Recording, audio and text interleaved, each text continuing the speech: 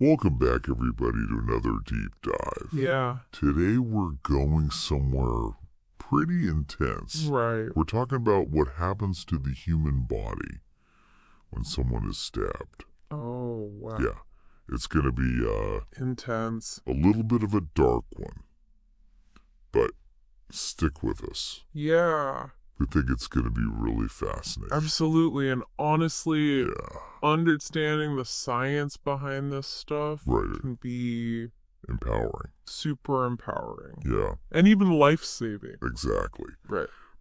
Big disclaimer here, obviously. Yeah, This is for informational purposes only. right. We are not doctors. Yeah.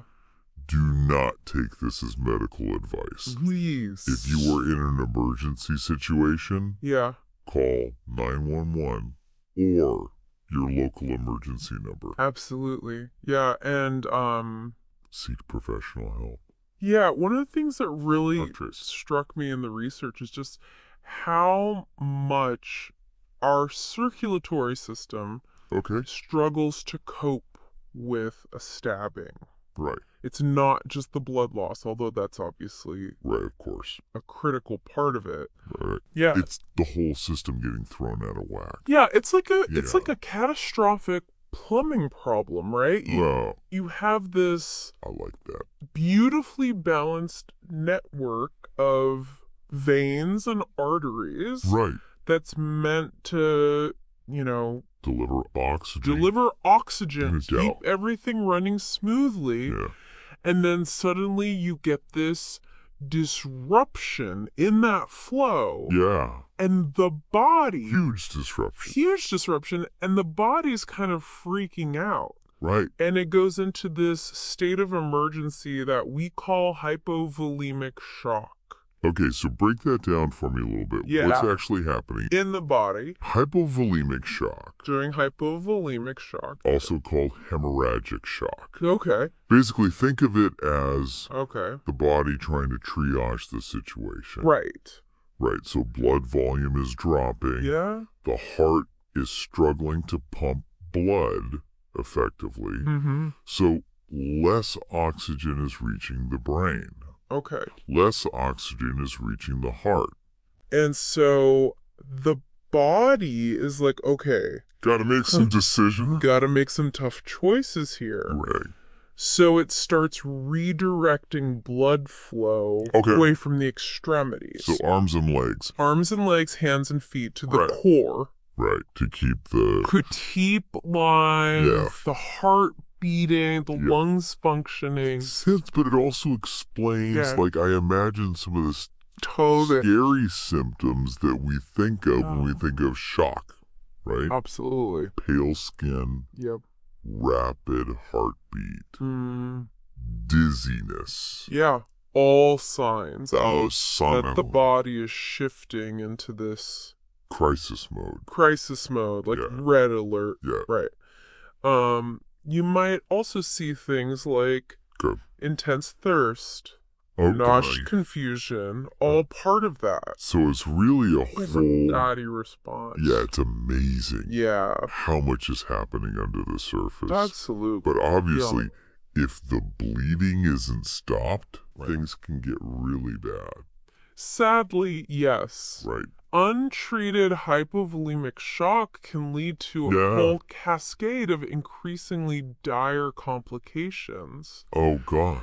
Right. So the lack of oxygen-rich blood Right. starts to damage organs. Okay. They can start to shut down. Right. Hypothermia can set in. Mm-hmm. The risk of a heart attack increases. Okay. Gangrene can develop in Right. areas that are deprived of blood flow. Really a race against time. It really is a race against time. Okay. So this is why we're emphasizing that this is not medical advice. Right. But knowing what to do Right. in those first few minutes Absolutely. is so crucial. Yeah. Our sources really hammer home Yes. some specific steps Okay. to help increase the chances of survival. Right. The first one seems Yeah. maybe obvious, but In a panic, it's Whoa. easy to forget. Yeah. Call for help immediately. Immediately, yeah. Don't waste precious seconds trying to figure things out yourself. Right. Call 911. Call 911. Whatever your local emergency number is. Yeah, exactly. They're trained for this. That's their job. That is their job. Yeah. Yeah. And the sources also emphasize the importance of staying calm. Yes. I feel like that's easier said than done. Oh, absolutely. In a situation like this. Yeah. But how does that actually help? So, Physiologically. when you panic, Right. your heart rate increases, Okay. your breathing gets faster, Right. and that can actually worsen blood loss, Oh. right? Because your heart is pumping faster. Okay. So staying calm, Right. taking deep breaths, Okay. trying to slow your heart rate, Right. all of that Buys you time. buys you valuable time. Wow. It's like you need to be your own Yeah, internal first responder. a little bit, yeah. So, okay, this next step Yeah, seems completely counterintuitive okay, to me. all right.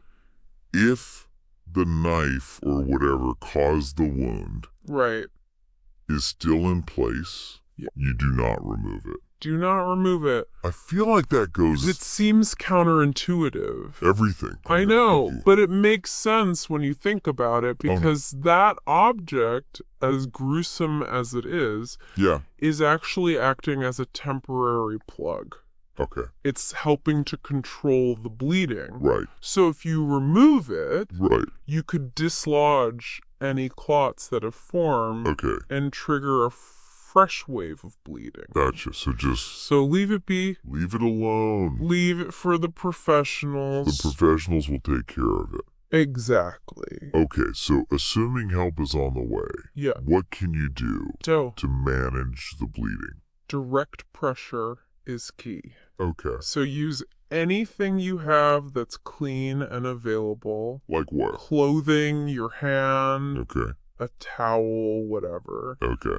and press firmly on the wound. Oh, so you're basically helping the body do what it's already trying to do, which is clot. Exactly. Our blood has Right. amazing clotting mechanisms, but they need time Yeah. and the right conditions to work. Right. So applying pressure Okay. helps those clots form. Helps plug the leak. It helps plug the leak, Right. and it allows the body to start Okay. repairing itself. Okay. And the key here is to maintain that Yes. pressure until help arrives. Absolutely. Consistent, firm pressure is crucial. Wow. Yeah, it's not about being a hero. Well. It's about doing what you can Right. to support the body's natural healing process Okay. until professional help arrives. Wow. So much of this comes down to Yeah. really understanding Big those time. basic mechanisms Yeah. and having that knowledge, Yeah. kind of in your back pocket, In your back pocket, just in case, just in case. truly could be the difference It really could. between life and death. It could mean the difference between life and death. But again, huge disclaimer, Yes. we are not doctors. Not doctors. This is not medical advice. Yup. If you are ever in this situation, please, please, please Yeah, seek professional medical help. absolutely. All right, well, Yeah. after all of that intensity, I know, a little bit heavy. I think we all need Yeah. a little musical catharsis. All right. I suggest you check out Stab Your Back Okay. by The Damned. All right. It's a classic punk track from their 1978 album, Damned.